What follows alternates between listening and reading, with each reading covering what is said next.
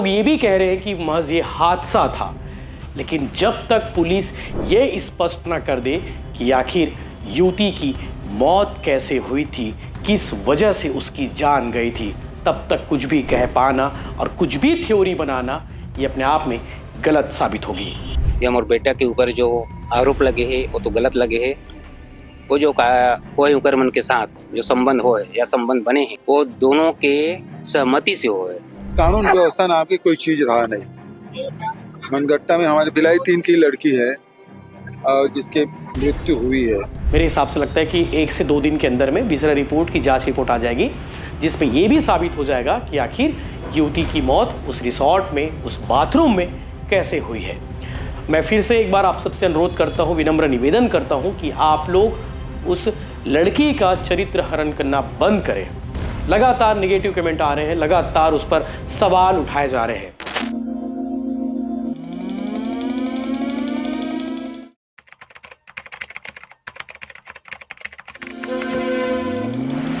भिलाई की रहने वाली युवती के साथ मनगटा के रिसोर्ट में आखिर क्या हुआ था, उसकी मौत कैसे हुई है, ये सबसे बड़ा सवाल है।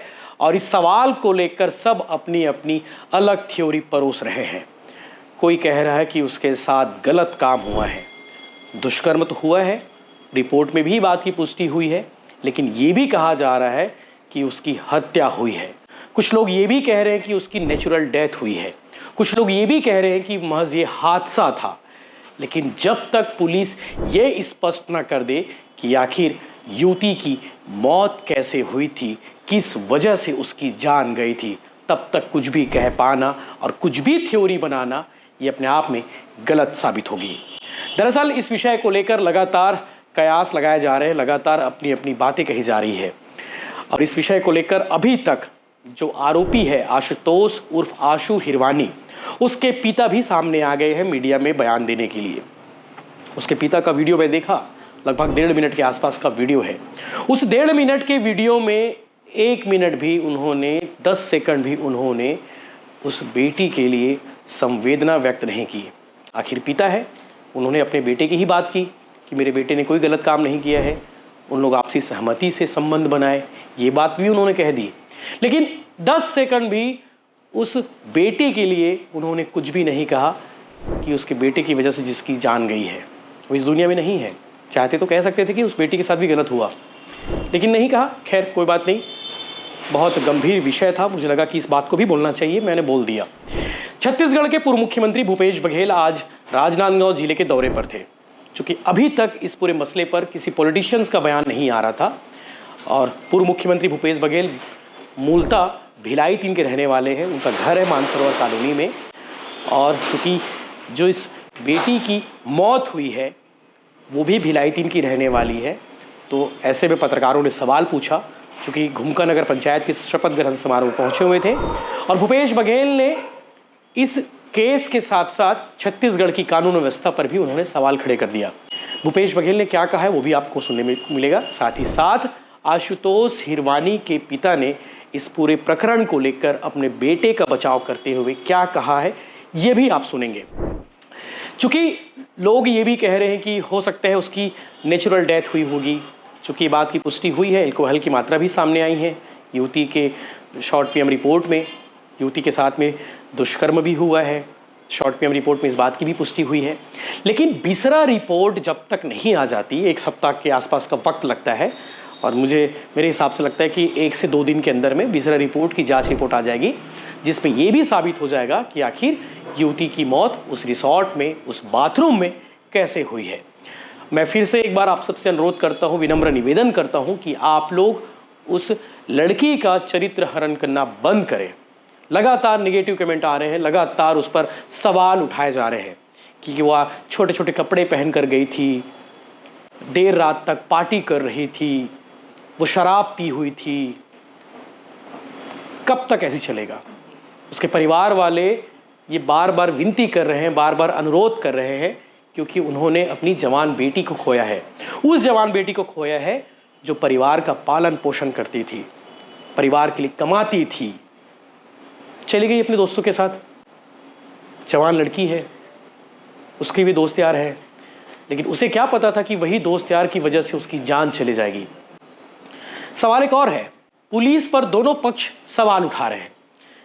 आशुतोष हिरवानी के पिता पुलिस पर सवाल उठा रहे कि उसके बेटे को जबरदस्ती फंसाया गया है। वहीं युवती के परिजन भी पुलिस पर सवाल उठा रहे हैं। ये भी सवाल उठा रहे कि पुलिस ने गलत कार्रवाई की है, पुलिस ने रायपुर के रहने वाले वो 3 लड़कों को छोड़ दिया है। लेकिन पुलिस ने इस पूरे एपिसोड पर, इस पूरे प्रकरण पर हर एंगल से जांच की है और जो जो सबूत मिले हैं उन सबूतों को इकट्ठा करते हुए इन 3 लोगों को आरोपी बनाया है। आशुतोष उर्फ आशु हिरवानी, जो इस प्रकरण के मामले में युवती का बॉयफ्रेंड भी है, और वही युवती को भिलाई 3 से उठाकर रायपुर के क्लब लेकर गया। क्लब से वापसी आने के बाद वो सीधे मनगटा गया और मनगटा में एक विला भी है, जिस रिसॉर्ट है उस रिसॉर्ट में एक विला भी है। उस कमरे में लेकर जाते हुए दोनों साफ साफ दिखाई दे रहे हैं। वहीं सीसीटीवी फुटेज को देखने से ये भी पता चलता है कि जो रायपुर के 3 लड़के आए थे वो तीनों लड़के उस कैंपस में मौजूद थे।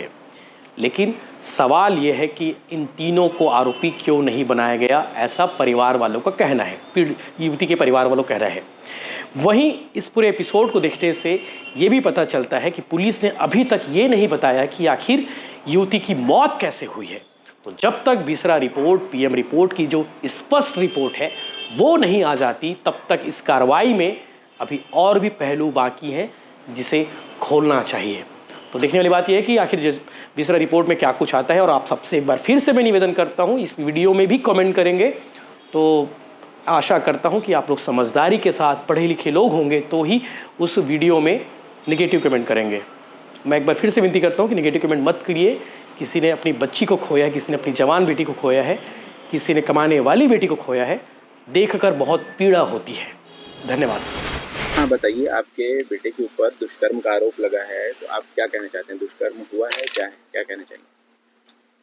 कि हमारे बेटा के ऊपर जो आरोप लगे हैं वो तो गलत लगे हैं।